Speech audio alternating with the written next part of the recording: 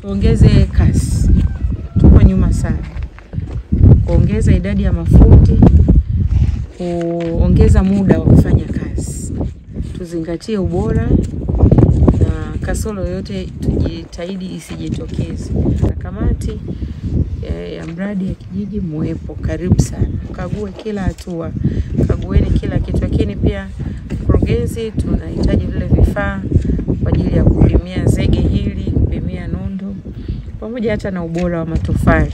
Kwa hiyo mkurugenzi, swala la hili mkipatie vituo vyenu vyote vya huduma, sekta ya afya, elimu, governance, pamoja na miradi mingine yote. Alafu mtuonyeshe yepi yamepimwa, yepi hajapimwa, yepi ana hati au yepi hana hati, na kwa nini hajaandaliwa hati na wataalamu. Kwenye swala la ulinzi wa maeneo haya kama yanapakana na maeneo ya wananchi, makazi au maeneo ya mashamba, yawekewe mkuza, yawekewe demarcation, yasafishwe, yalindwe. Tuone vibao, hata vibao vipo kwenye shule mmejitahidi, lakini bado swala la kuyasafisha maeneo na kuyatunza.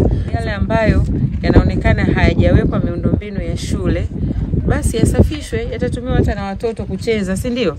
Kwa tunawasihi kwenye hili eneo mlisimamie na mtupatie mrejesho, mlitekeleza vipi na lini kwenye kupata hatimiliki kwa ajili ya maeneo yote ya shule na afya, lakini na maeneo mengine ya utawala kama hizo ofisi za kata, za vijiji pamoja na ngazi ya kata. Lengo la mradi ni kuboresha utoaji wa huduma za afya kwa wananchi wa kata Mpandangiro na maeneo jirani.